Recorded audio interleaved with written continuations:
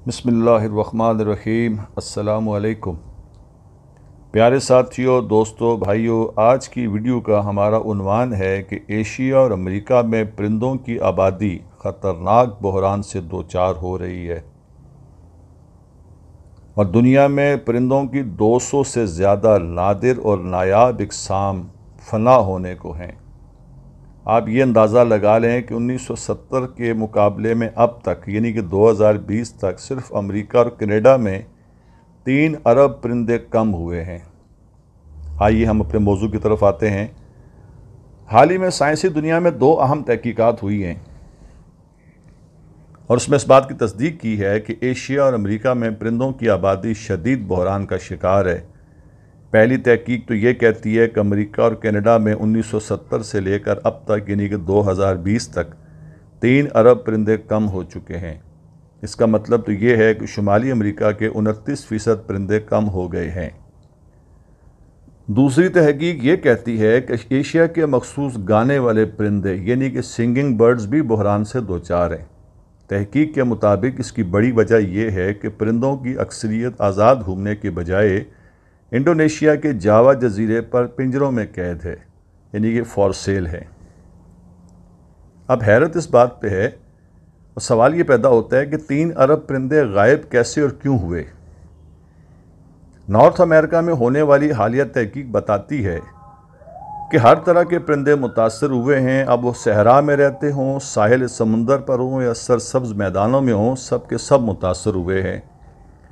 तहकीक में बराह रास्त इसकी वजूहात पर काम नहीं किया गया, लेकिन साइंसदानों ने यह नतीजा निकाला है कि परिंदे गायब होने की सबसे बड़ी वजह यह है कि इंसानी सरगर्मियों की वजह से इनके घर मुतासर हो रहे हैं।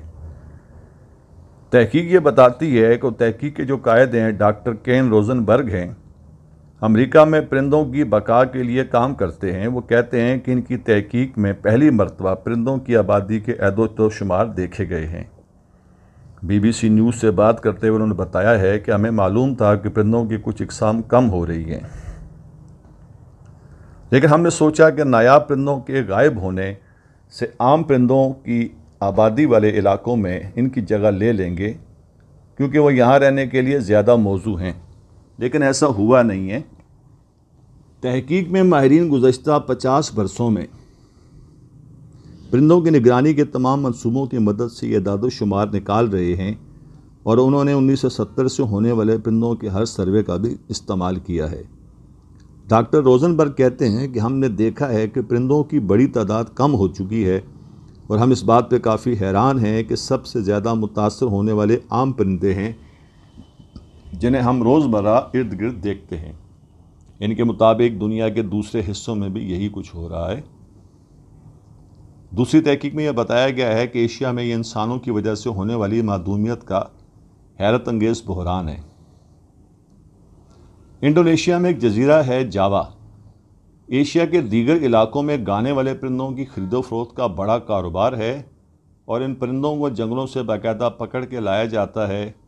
2017 में BBC की एक रिपोर्ट बताती है कि किस तरह गैर कानूनी कारोबार से गाने वाले परिंदों की कई नस्लें फना होने का शिकार हो रही हैं। जावा में ऐसे 750 लाख परिंदों को पालतू परिंदे के तौर पर पाल रखा है। इनमें से तो कई गाने वाले परिंदे को मुकाबले में रखा जाता है जिन्हें कैसोमीनिया भी कहा जाता है।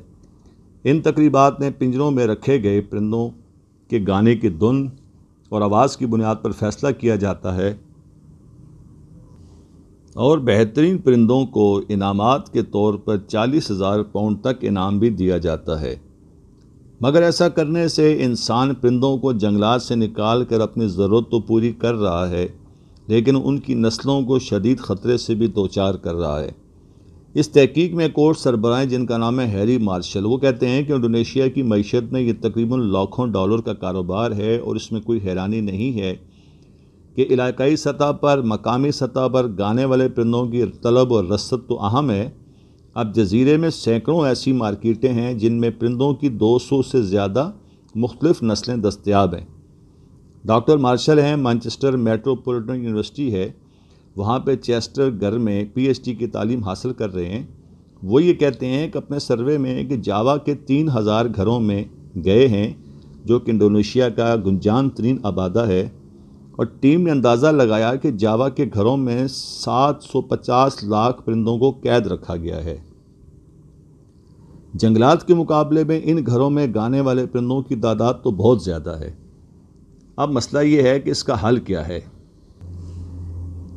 आपके सामने मैंने दोनों तहकीकात को डिस्कस किया है, आपके इल्म में लाया हूँ, और ये दोनों तहकीकात इस बात की तरफ इशारा करती हैं कि नुकसान के बावजूद अभी भी बेहतरी की उम्मीद है और करनी चाहिए। अब मैनचेस्टर मेट्रोपॉलिटन यूनिवर्सिटी के प्रोफेसर स्टीवर्ट मास्टरडन एशियाई मालिक में गाने वाले परिंदों के कारोबार पर काम कर चुके हैं। इनकी टीम इससे पहले भी इस पर कई सारे आर्टिकल्स लिख चुकी है। वो आर्टिकल मेरी नज़र से गुजरे भी हैं। उनके मुताबिक ये है कि दरअसल इंडोनेशिया के लोगों में परिंदों को कैद करने का कौमी जुनून है, और वो कौमी जुनून इसलिए पैदा हुआ है कि वो उस जानवरों को, इन परिंदों को पसंद करते हैं। लेकिन पसंद करने का मतलब ये तो नहीं है कि उनको कैद कर दिया जाए, उनको कुदरती माहौल से दूर कर दिया जाए। यही वजह है कि परिंदे जल्द अज जल्द फना होने के करीब पहुंच चुके हैं। अब वो कहते हैं कि मेरा ख्याल तो ये है, इस जुनून को इनकी बका के लिए इस्तेमाल किया जाता है। अब इधर डॉक्टर रोजनबर्ग ने परिंदों के तहफ़्फ़ुज़ की तहरीक की कामयाबी की तरफ इशारा करते हुए कहा था कि वो शुमाली अमेरिका में परिंदों की आबादी में कमी के बाद अब भी पुरुमीद हैं, और इसकी बेहतरी के लिए ये तमाम लोग मुस्तकिल काम कर रहे हैं। ये था आज हमारी वीडियो का अख्ताम।